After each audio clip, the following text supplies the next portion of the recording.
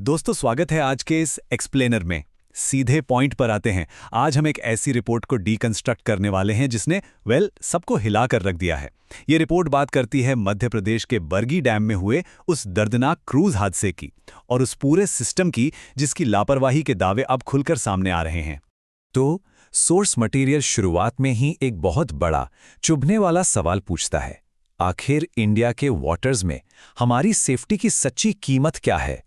एक तरफ आप सोचते हैं कि आप एक बढ़िया सेफ वेकेशन पे जा रहे हैं और दूसरी तरफ एक ऐसी हकीकत है जहां सेफ्टी रूल्स को बस इग्नोर कर दिया जाता है। इस पूरे आक्रोश, इस पूरे गुस्से के पीछे एक बहुत ही स्पेसिफिक और सच कहूं तो बहुत ही दर्दनाक घटना है। एमपी के बरगी डैम में एक टूरिस्ट क्रूज पर हादसा हुआ। एक मां और उनके मासूम बच्चे की पानी में डूबने से जान चली गई। और सोर्स जिस बात पर सबसे ज्यादा जोर देता है वो ये है कि उस क्रूज पर बेसिक सेफ्टी इक्विपमेंट मतलब एक सिंगल लाइफ जैकेट तक मौजूद नहीं थी। अब जरा इस कॉन्ट्रास्ट को देखिए। जब हम और आप अपनी गाढ़ी कमाई से टिकट खरीदते हैं तो क्या उम्मीद करते हैं? खूबसूरत यादें, अपनी फैमिली के साथ एक सेफ टाइम, राइट? पर सोर्स के मुताबिक इन सबके पीछे की हकीकत कुछ और ही है। ये नावें एक तरह से डेथ ट्रैप्स बन चुकी हैं। न लाइफ जैकेट्स, न रेस्क्यू टीम्स, कंप्लीटली अनप्रिपेयर्ड। इस प्रॉब्लम के स्केल को समझने के लिए एक बार नेशनल क्राइम रिकॉर्ड्स ब्यूरो यानी एनसीआरबी के इन आंकड़ों पर ध्यान दीजिए। 35,000 से लेकर 38,000। ये कोई छोटा नंबर नहीं है दोस्तों। ये वो आंकड़ा है जो बताता है कि इंडिया में हर साल पानी में डूबने से कितनी जानें जाती हैं। सोर्स का आर्ग्यूमेंट बिल्कुल क्लियर है।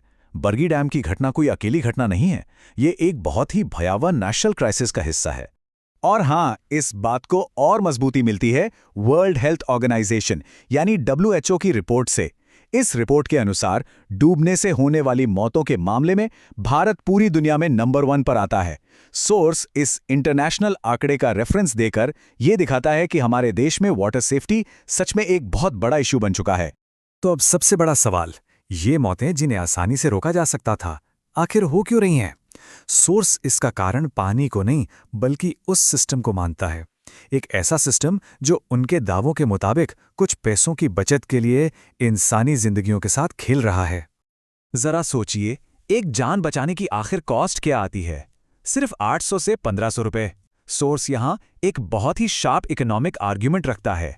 बाजार में एक सर्टिफाइड लाइफ जैकेट बस इतने की ही आती है। अगर सिस्टम ने ये मामूली सी कीमत चुकाई होती तो उनकी जान बिल्कुल बचाई जा सकती थी। अब इस विरोधाभास को देखिए जो सोर्स मटेरियल में हाईलाइट किया गया है। सोर्स दावा करता है कि एक तरफ तो क्रूज मालिक अपने वेसल्स की लग्जरी पर, वीआईपी मेहमानों की शराब और खाने पर करोड़ों रुपए बहा देते हैं, लेकिन वहीं दूसरी तरफ एक आम पैसेंजर की सेफ्टी के लिए 1,000 रुपए की लाइफ जैकेट खरीदने में इनका बजट अचानक से 0 हो जाता है। Unbelievable, right? एक बात और जो सोर्स बिल्कुल क्लियर करता है, ये लापरवाही सिर्फ मॉरल लेवल पर ही गलत नहीं है, ये कंप्लीटली इल्लीगल भी है। वो सीधे इनलैंड वेसल्स एक्ट 2021 के चैप्टर 11 का हवाला देते हैं, जिसमें एकदम साफ शब्दों में लिखा है कि हर नाव पर लाइफ सेविंग अप्लायंसेस होना अनिवार्य है, मैंडेटरी है। लाइफ जैकेट रखना कोई चॉइस नहीं है, ये एक स्ट्रिक्ट लीगल रिक्वायरमेंट है। तो भाई, जब कानून इतना सख्त है तो सोर्स अगला सबसे बड़ा सवाल पूछता है, बिना सेफ्टी ऑडिट के इस वेसल को आखिर फिटनेस सर्टिफिकेट दिया किसने? वो कौन ऑफिशियल था जिसने इस बात की परवाह ही नहीं की कि लाइफ जैकेट्स हैं या नहीं और क्रूज को ग्रीन लाइट दे दी? सोर्स यहां सीधे तौर पर स्ट्रिक्ट अकाउंटेबिलिटी की मांग कर रहा है। यहां चैनल ने एक बहुत ही पावरफुल और कड़वी तुलना की है। एक वीआईपी की सुरक्षा देख लीजिए। 40 एस्कॉर्ट गाड़ियां, fire trucks, stand by ambulances, पूरा ट्रैफिक रोक दिया जाएगा। लेकिन उस आम नागरिक का क्या, जो टैक्स भरता है? उसकी सेफ्टी के लिए क्या है? ना लाइफ जैकेट्स, ना कोई गोताखोर और ना ही रेस्क्यू टीम। टैक्स पेयर की जान को प्रैक्टिकली बस किस्मत के भरोसे छोड़ दिया गया है। सोर्सेस को सिस्टम की बहुत गहरी खराबी बताता है। उनके कुछ बड़े एक्यूजेशंस हैं, जैसे कि मध्य प्रदेश टूरिज्म के एडवर्टाइजमेंट्स पर तो करोड़ों खर्च हो रहे हैं, पर जब बात आती है मैंडेटरी सेफ्टी ऑडिट्स एनफोर्स करने की तो बजट गायब।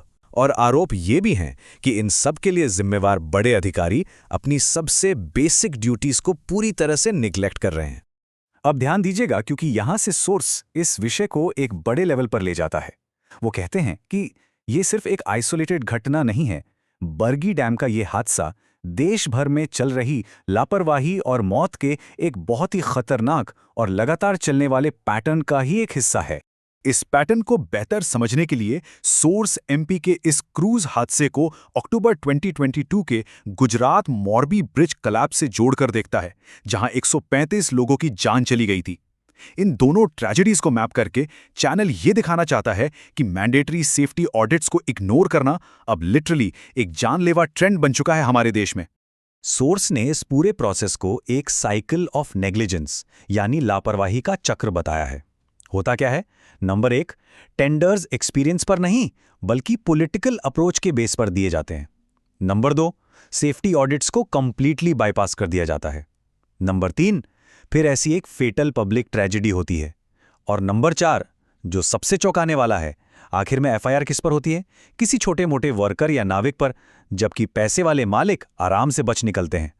इस करप्ट साइकिल को रोकने के लिए सोर्स ने एक बहुत स्पेसिफिक लीगल डिमांड रखी है। वो मांग कर रहे हैं कि ऐसी घटनाओं में सिर्फ छोटे वर्कर्स को मत पकड़ो, उन क्रूज मालिकों और उन अधिकारियों पर जिन्होंने बिना सेफ्टी चेक के परमिट्स दिए सेक्शन 304 यानी कल्पेबल होमिसाइड या गैर इरादतन हत्या का केस लगना चाहिए। अकाउंटेबिलिटी एकदम ऊपर तक जानी चाहिए। और बात यहां सिर्फ कानून पर खत्म नहीं होती। सोर्स एक बड़ा पॉलिटिकल और मॉरल क्वेश्चन उठाता है। क्या टॉप लीडरशिप को मॉरल रिस्पॉन्सिबिलिटी नहीं लेनी चाहिए? जब ऐसी रोकी जा सकने वाली ट्रेजेडीज होती हैं, तो क्या टूरिज्म मिनिस्टर जैसे टॉप लेवल नेताओं को आगे आकर स्टेप डाउन नहीं करना चाहिए? आखिर हमेशा बलि का बकरा नीचे के लोगों को ही क्यों बनाया जाता है? तो हम इस एक्सप्लेनर के आखिरी और सबसे थॉट प्रोवोकिंग सवाल पर आते हैं, जो सोर्स मटेरियल से निकल कर आता है। जब सिस्टेमिक लापरवाही इस तरह एक लगातार पैटर्न बन जाए, तो सच में असली जवाबदेह, असली गुनहगार किसे ठहराया जाना चाहिए? इन तथ्यों को देखकर तो यही लगता है कि इन सेफ्टी फेलियर्स की असली और भारी कीमत आम लोगों को चुकानी पड़ रही है। इस पर थोड़ा विचार जरूर कीजिएगा।